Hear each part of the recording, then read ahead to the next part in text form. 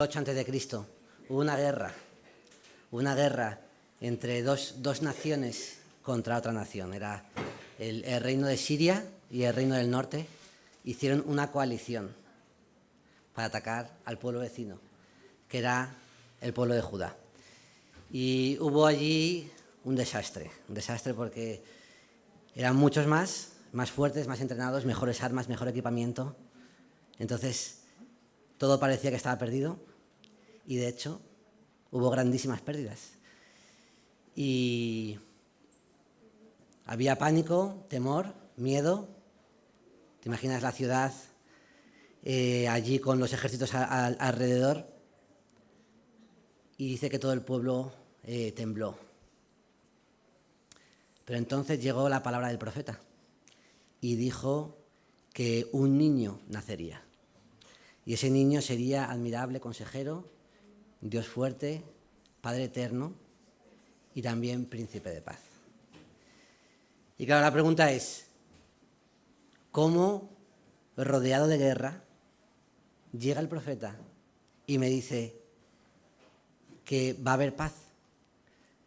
Claro, dice, parece que todo pinta lo contrario, pero si lo piensas, es obvio, porque si no hubiera guerra, no podría haber paz. Entonces, si tú no vives una situación de guerra o una situación de conflicto, no puedes anhelar la paz de la misma forma.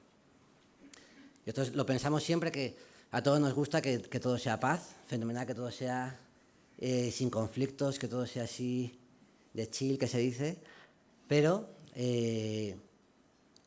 nuestras vidas tienen que crecer. Y a menudo el Señor utiliza las guerras, las batallas, los conflictos, los temores para que nosotros podamos crecer y ser más a su imagen, y que nosotros podamos escuchar la palabra del profeta que dice que el Señor es nuestro príncipe de paz, nuestro príncipe de Shalom. Y vamos a comenzar orando. Y yo pensaba esta semana que el Señor trajera paz, pero como estaba preparando la predicación, es que el Señor traiga Shalom a nuestra casa, ¿no? Y yo pensaba eso, qué bonito. Pero luego al mismo tiempo no sabía muy bien lo que significaba. Y entonces hoy vamos a meditar sobre lo que es la paz, sobre lo que es el Shalom. Pero me gustaría también pensar en mi casa, pero pensar en vuestras casas, pensar en nuestras casas, pensar en los que estamos aquí, pensar en la comunidad, pensar en la familia grande que somos.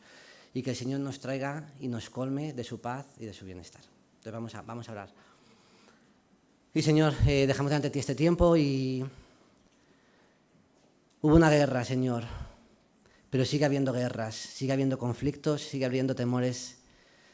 Señor, tú sabes todas las cosas y nosotros sabemos un poquito de lo que vivimos, sabemos bien lo que nos duele. Señor, yo no sé aquí lo que le duele a cada uno, sé lo que me duele a mí, Señor, pero tú eres el único que conoce los corazones y yo te ruego hoy, Señor, que te reveles, Señor, que venga la palabra del profeta, Señor, y obviamente no pienso en mí, Señor, jamás, Señor, pero que tu Espíritu, Señor, se manifieste en esta mañana, Señor, sobre los que estamos. Que ese Espíritu que vino al mundo, Señor, que fue derramado sobre tu iglesia, Señor, sea también derramado en esta mañana, Señor, y que tú te reveles y nos hables, Señor, que nos des sabiduría y entendimiento y paz, Señor, y pon nuestros pies en un lugar espacioso, Señor.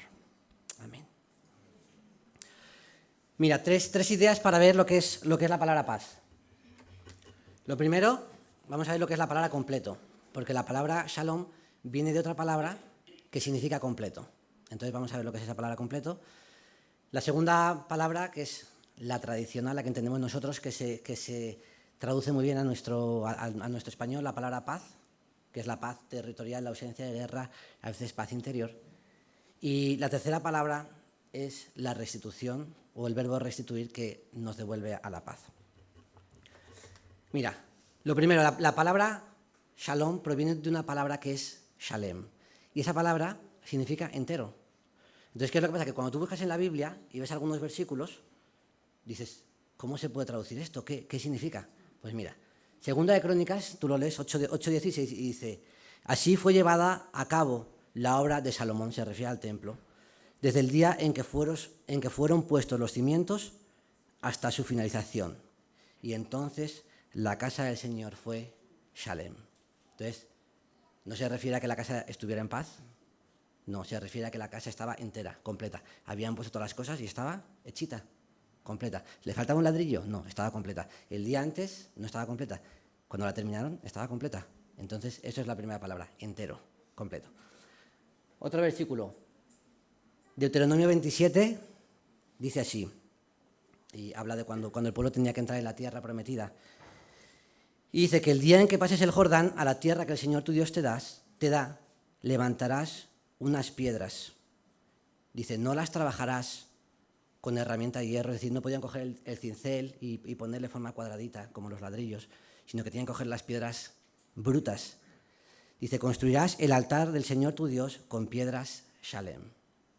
Entonces, cogían las piedras brutas, así, no tenían formas. Bueno, tenían formas de piedras, cada una como fuera, ¿no? Entonces tenían que ponerlas y no podían quitarle un cachito. ¿Por qué? Porque si le quitaban un cachito, ya no era Shalem, eran piedras trabajadas. Pero estas tenían que ser piedras Shalem. Entonces, esto es lo primero, el concepto más básico es algo entero, algo completo. Fenomenal. Pero también se utiliza, y es aquí donde ya empezamos a ver algunas cosas como el corazón completo, ¿no? Y entonces dice aquí, el primer libro de Reyes, versículo 11, lo dice muchas veces. ¿Os acordáis que en la Biblia dice que tuvo un corazón íntegro para el Señor? Pues tuvo un corazón entero para el Señor. Pero ¿qué le pasó a algunos reyes que no tuvieron un corazón para el Señor? Entonces, 1 Reyes 11:4. Sucedió que cuando Salomón era anciano, sus mujeres extranjeras desviaron su corazón hacia otros dioses y su corazón no fue Shalem. Entonces su corazón ya no fue completo. ¿Por qué? Porque él amaba a Dios. Él hacía las cosas que tenía que hacer un creyente. Él ofrecía sacrificios. Pero hubo un cachito de su corazón que se lo dejó a otros dioses. Entonces ya el corazón de Salomón dejó de ser Shalem. Mira, he traído un regalito. Para mí, lo siento, no es. Pero he traído un regalito, que lo traigo aquí, que es lo que yo he llamado la galleta Shalem, porque está enterita. Ahora, si yo cojo la galleta Shalem y la parto, ya no es Shalem, es lo que yo he llamado la galleta fragmentada. Lo he llamado yo, se me ocurre a mí. Y, a ver, no es casual que la galleta tiene forma de corazón. Y esto me hace pensar, ¿no? ¿Cómo es nuestro corazón? Que es lo que está diciendo aquí el versículo, ¿no? Pero que lo pensemos. ¿Cómo está nuestro corazón? Yo le puedo dar mi corazón al Señor así entero. ¿Y qué significa? Pues, Señor, es todo para ti. Pero cuando digo todo, es Shalem, es todo. Pero si yo digo, no, Señor, es todo para ti, pues eso ya no es una galleta Shalem, es una galleta fragmentada. Y cada uno está pensando en una cosa, todos pensamos en cosas, todos tenemos batallas, todos tenemos luchas. Pero a veces pensamos en nuestra fe en términos de creer y de no creer. Y está bien en un sentido, porque la fe es si creemos o no creemos. Pero tantas veces la Biblia no nos habla tanto, o no nos habla solo de creer, sino de tener un corazón completo, un corazón íntegro, un corazón Shalem, un corazón que le da todo al Señor. Y si yo digo, vale, Señor, todo menos mi hobby, o todo menos mi vicio, o todo menos mi lo que sea, entonces ya no estoy dando todo al Señor. El versículo dice que amarás al Señor tu Dios con todo tu corazón, con toda tu mente, con todo tu entendimiento. Y eso es lo que nosotros tenemos que hacer. Mira, a veces oramos, hablo de mí, a veces oramos y estamos muy bien enseñados a orar. Entonces sabemos orar muy bien. Entonces, los niños también lo saben. Hay que dar gracias, hay que alabar al Señor, porque Él es bueno. Hay que pedir por los familiares, todas esas cosas. Y yo a veces, y una vez lo vi clarísimo, ¿no? Estaba orando, todo perfecto. Si hubierais estado aquí delante me hubierais dicho, ¡guau! ¡Qué bien! Vaya oración. Vaya oración. Ahora, tantas veces estamos orando con un corazón partido o con un corazón fragmentado. Y algo en mi corazón me dijo, de parte de Dios creo que era también, es como, Jorge, ¿a quién quieres impresionar? Estaba orando solo, pero ¿a quién quieres impresionar? ¿Qué te preocupa? ¿Qué hay en tu corazón? ¿Cuál es la fractura que tú tienes? ¿Cuál es el dolor que tú tienes? ¿Cuál es la fragmentación que tú tienes? ¿Y por qué no traes eso delante del Señor para que tu corazón sea completo? Dice Colosenses 2:10 que vosotros estáis completos en Él. Y dice el versículo que Él va a ser nuestro príncipe de Shalom. Y creo que una de las cosas a las que se refiere es que ese que iba a venir, y ese que vino, y ese que está, es completo. Completo. Completo. No estaba roto, no estaba herido, no estaba dolorido. Y le podían insultar, le podían crucificar, pero Él seguía entero, Él seguía completo. Y no solo eso, sino que quiere que nuestras vidas sean completas. Y esta es la primera idea, porque de aquí viene la palabra shalom, viene de la palabra completar, no, de la palabra completo, mejor dicho. ¿Qué es lo que pasa? Que cuando nosotros tenemos algo completo, tiene una cualidad, y es que se puede romper. Por los demás, o a veces por nosotros mismos, o por muchos motivos, pero se puede romper, y esto es lo que llamamos la guerra, o el conflicto. Y es entonces cuando nuestro corazón suspira por volver a ser completado, nuestro corazón suspira por la paz. Y es la palabra de donde deriva esto y la palabra que más conocemos nosotros y que más utilizamos como paz, que es la paz territorial o la paz espiritual. Y os vuelvo a traer, aquí había una guerra, había un conflicto armado, espadas, no había cañones todavía, o había cañones, no sé, si alguien sabe, entiende, me corrige, pero no había muchos elementos que hay hoy en día, ¿no? Pero había una guerra, espadas, sangre, muertos, todo eso. Y entonces es el momento de clamor por la paz. ¿Qué es lo que pasa? Que a veces solamente nos damos cuenta de nuestro anhelo por la paz cuando estamos en situación de guerra. Y del mismo modo solamente nos damos cuenta de nuestra necesidad de sanidad cuando tenemos dolor. Y yo lo pensaba el otro día con un dolor de muelas, ¿vale? Fijaos que es una cosa sencilla. Pero claro, cuando a ti te duele una muela, te duele una muela. Y entonces vas al dentista, pasas tu proceso y luego deja de dolerte la muela. Y entonces a tu mente viene ese pensamiento que es, qué bien se está cuando se está bien.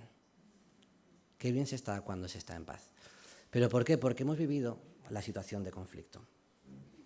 Y por eso creo que por eso en la Biblia hay tantos conflictos, hay tantas guerras, y en nuestra vida sigue habiendo conflictos porque eso nos hace suspirar y anhelar por la paz.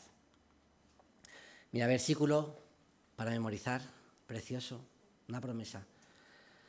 Salmo 147, fijaos. Dice,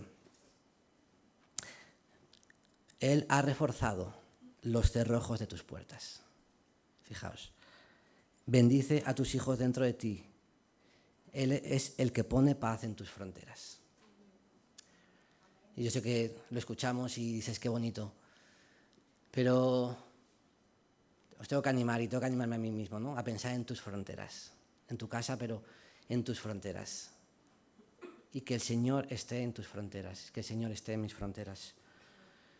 Siempre vamos a tener ataques externos, gente que va a hablar mal, gente que nos va a complicar las cosas en el trabajo, negocios donde intentan engañarnos, relaciones que nos hacen daño, situaciones que nos defraudan, traiciones de aquellos en los que más confiamos, a veces nuestros propios familiares, a veces en la propia iglesia.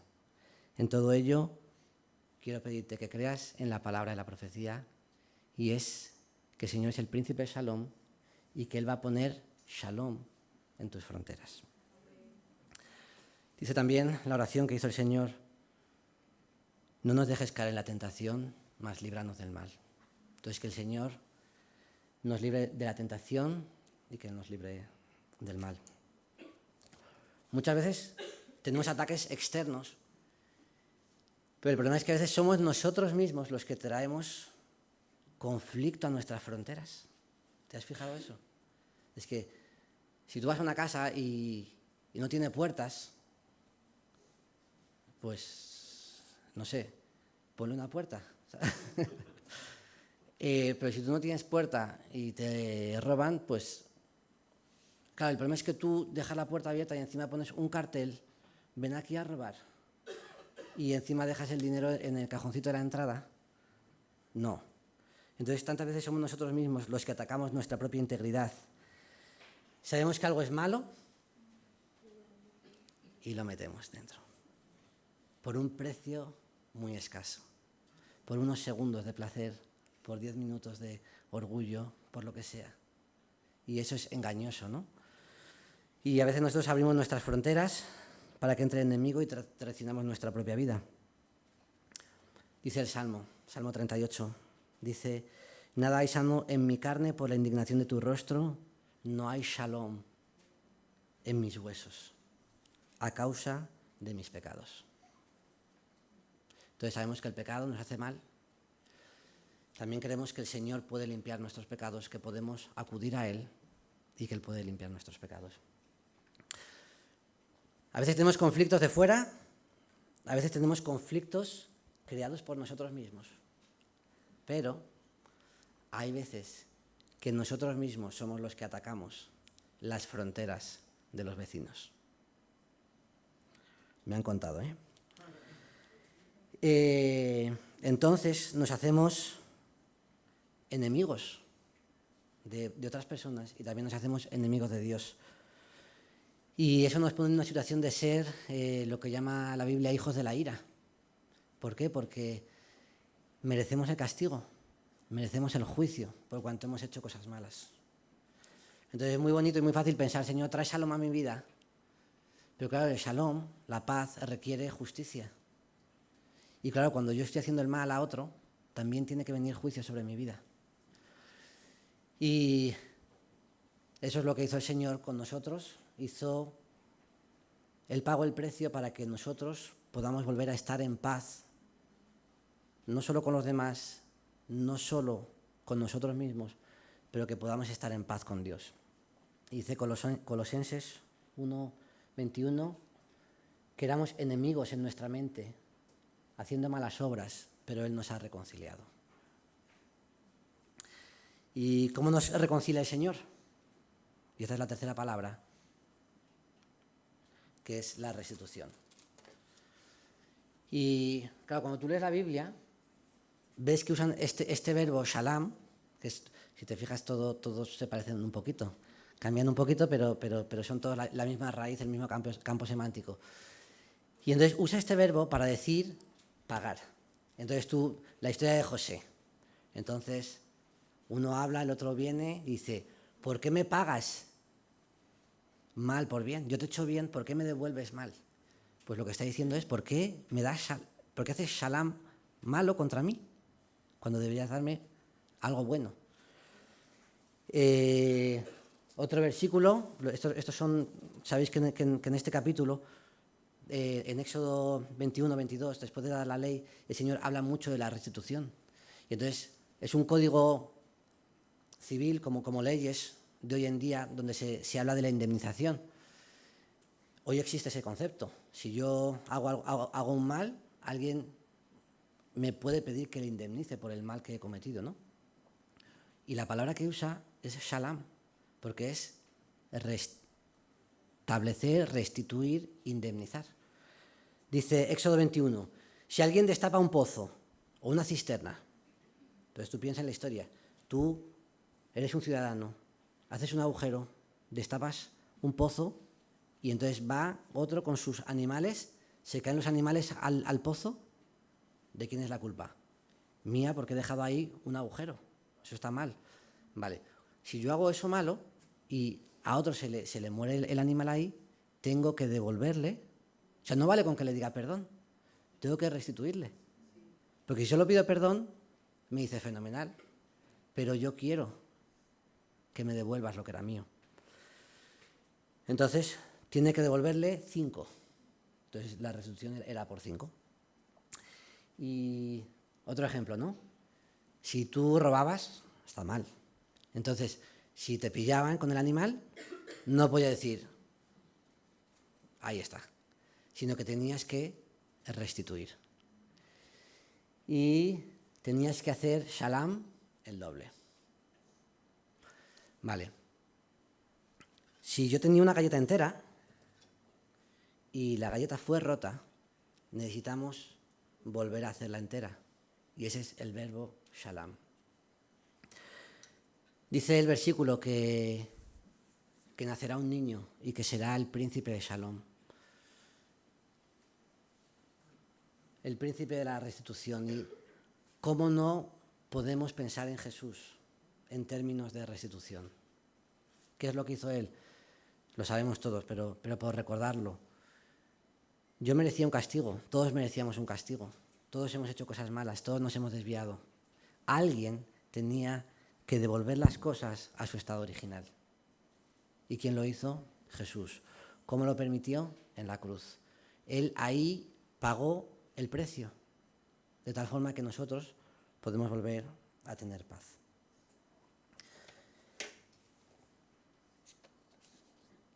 Esta historia, este versículo, se dio, lo vuelvo a recordar, muchos años antes de que viniera Jesús.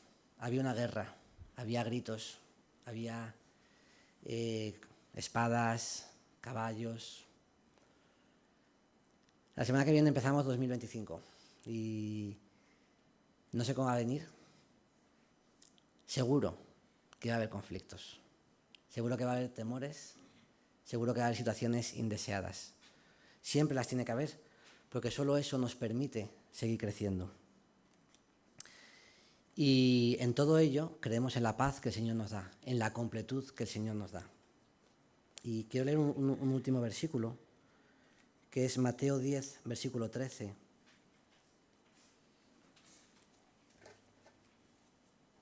Y está hablando cuando Jesús envía a los discípulos, les envía para que vayan a predicar el Evangelio. Primero los nombra apóstoles, les da autoridad como apóstoles y los envía a predicar. Y entonces dice así, versículos 12 y 13, dice, al entrar en una casa o al entrar en la casa a donde vayáis, saludadla. Y si la casa fuera digna, vuestra paz vendrá sobre ella. Pero si vuestra paz no fuera digna, pero si no fuera digna, vuestra paz se volverá a vosotros. Y me llama la atención porque habla de nuestra paz. No está hablando de la paz de Dios, está hablando de nuestra paz. Entonces nosotros somos depositarios, hemos recibido esa paz. Y tenemos esa paz como algo que nosotros podemos dar. Con el conocimiento que tenemos, con lo que Dios ha hecho en nuestras vidas, nosotros podemos traer esa paz a las personas, podemos traer paz a los demás, podemos traer paz a nuestra casa y traer paz a los demás. Voy a pedir que toquemos una última canción. Y para terminar, dice el Salmo 122, orad por la paz de Jerusalén.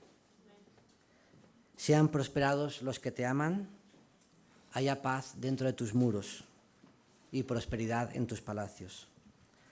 Por amor de mis hermanos y de mis amigos, diré ahora, sea la paz con vosotros.